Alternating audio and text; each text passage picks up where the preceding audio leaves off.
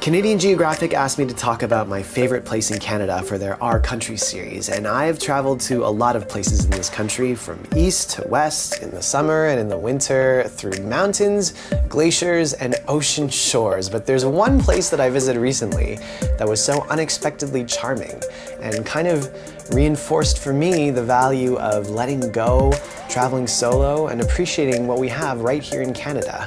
It's on the East Coast. It's not very exotic. It's Moncton. Moncton, I know, of all the places I could talk about, today I'm going to tell you about why Moncton was special to me. A few months ago I decided to take a solo vacation. Moncton is just a short, inexpensive flight from Toronto. When I told people I was going there, they were like, why would you go to Moncton?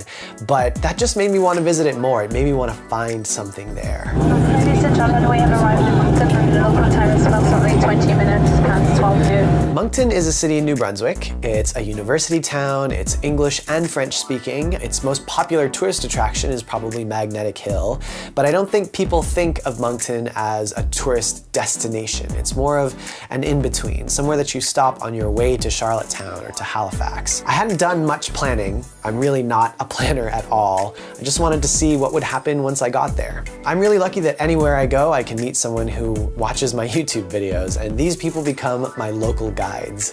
In Moncton, I met up with Lise, super sweet, very gracious, and very proud to be from New Brunswick. All the locals that I met in Moncton were really kind, and I think that's something we tend to overlook about the East Coast. It's got some of the most friendly people I've met in my travels. So the first reason you need to get out to Moncton is the food. Let me tell you, I love seafood. In fact, I had just come back from a trip through the Mediterranean with Kentucky. I had calamari every day, but does anyone do seafood like the East Coast of Canada? I went to a gastropub called Tide and Boar. They had oysters, mussels, scallops, lobster. I'm salivating just thinking about it. There was another restaurant we went to called Catch 22. Amazing food, very friendly service. The food is fresh, local, inventive, and without any of the pretension that you can often find in bigger cities. Which leads me to the next reason to visit Moncton. Smaller cities have all these quirky things. There's a laundromat that they turned into a cafe. There's the CBC, our national public broadcaster, in the same building as a supermarket. Donair chips.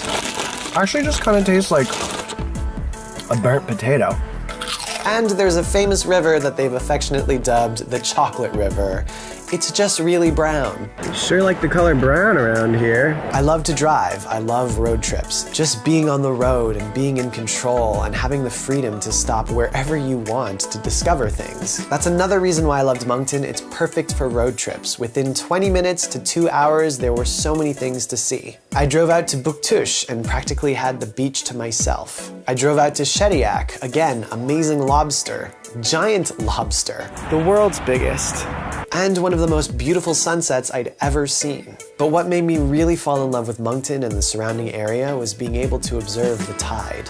I drove out to Hopewell Rocks, which is just on the upper reaches of the Bay of Fundy. It's a beautiful spot where you can observe the ocean coming in and going out every day. And you can actually walk on the ocean floor. I had never done that before. I'm walking on the ocean floor. This is ridiculous. It was really weird to be able to walk where just a few hours prior there had been the ocean. At times it felt like I was on another planet. I've become fascinated with the tide ever since that trip. All right, I'm kind of trapped on some rocks, but it's beautiful at least. I'm literally waiting for the ocean to move that way so I can walk. It's great. Everything's great. There was one moment when I was completely alone and I stepped a bit too far out onto the ocean floor and my foot sank and I got stuck.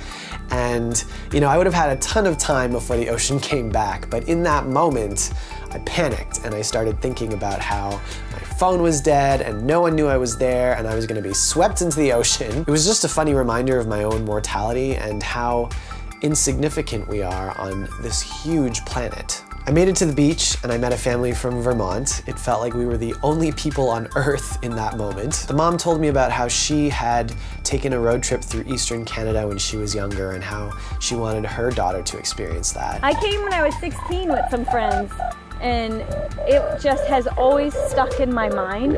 And I was like, I want to go back so bad. So finally this year we could do it. In that moment, I just felt really proud to be Canadian, to be from such a beautiful country, to be a traveler, to be someone who could just strike up a conversation with random people, because I don't think we do enough of that these days. Awesome, man. Thanks, Andrew. Thanks so much. Enjoy your trip. You too.